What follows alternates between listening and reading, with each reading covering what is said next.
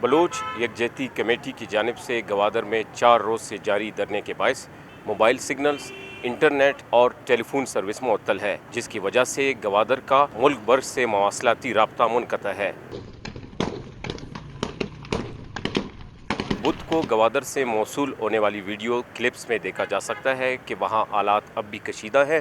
بلوچستان حکومت کی جانب سے بھی کچھ تصاویر جاری کی گئی ہیں جن میں دیکھا جا سکتا ہے کہ گوادر میں مظاہرین کی جانب سے سرکاری املاک کو نقصان پہنچایا گیا ہے۔ ضلعی انتظامیہ نے بلوچ یکجہتی کمیٹی کی قیادت کی گرفتاریوں کے خبروں کی تردید کی ہے۔ بلوچستان کے مکران ڈویژن میں خراب حالات کے باعث ایران سے آنے والے زائرین گوادر اور تفتان میں پھنس گئے ہیں۔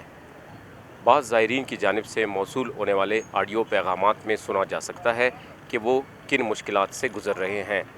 ہم پاکستانی خواتین ہیں جو کہ زیارت کے لیے ایران، عراق سب جگہ گئے تھے۔ ہمیں عراق میں ہر جگہ زیارتوں پہ کوئی تنگی نہیں ہوئی، لیکن ہمارے پاکستان ملک میں ہمیں اتنا ذلیل کیا گیا، ہمیں بارڈر پہ روکا گیا، ہمیں وہاں بٹھایا گیا اور اس کے بعد ہم لوگوں کو گوادر بھیجا گیا۔ یہاں سے احتجاج ہو رہا تھا تو ہمیں یہیں سے نہ جانے دیتے، گاڑی میں بٹھا کے ہمیں گوادر لے جائے گئے اور 3 دن تک ہم لوگ وہاں پہ اپنے پیسوں سے خرید کے کھاتے رہے۔ ہمارے پاس پیسے ختم ہو چکے ہیں۔ حکومت سے ہماری اپیل ہے کہ ہم لوگ کو بلوائے، ہم لوگ ظاہر ہیں، ہم کوئی گناہ گار نہیں ہیں، ہم لوگ بہت پریشان ہیں۔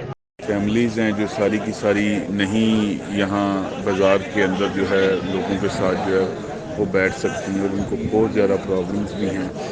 تو یہ دیکھیں، یہ اعلیٰ حکام تک جو ہے اور ہمارے علماء تک جو ہے یہ باتیں پہنچنی چاہیے، اور ہم لوگ اس وقت یہاں پر موجود ہیں رمضان بارڈر میں۔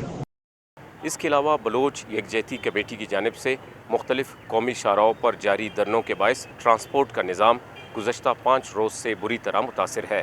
کوئٹہ کو کراچی سے ملانے والی شاہراہ مستونگ، خضدار، سوراب اور ہب چوکی کے مقام پر بند ہے۔ قومی شاہراہوں کی بندش کی وجہ سے ہزاروں مسافر اور سینکڑوں مال بردار گاڑیاں پھنس گئی ہیں۔ ٹرانسپورٹروں کا کہنا ہے کہ گاڑیوں میں موجود پھل اور سبزیاں خراب ہو گئی ہیں، جس کی وجہ سے انہیں لاکھوں روپے کا نقصان پہنچا ہے۔ گوادر اور بلوچستان کے مختلف علاقوں میں جاری کشیدہ صورتحال کو کنٹرول کرنے کے لیے وزیر داخلہ بلوچستان ضیاء اللہ لانگو کی زیر صدارت ایک اجلاس بھی منعقد ہوا ہے، جس میں بلوچ یکجہتی کمیٹی کو لاپتہ افراد کے معاملے کو مل بیٹھ کر حل کرنے کی دعوت دی گئی ہے۔ مرتضیٰ زہری، وائس آف امریکہ، کوئٹہ۔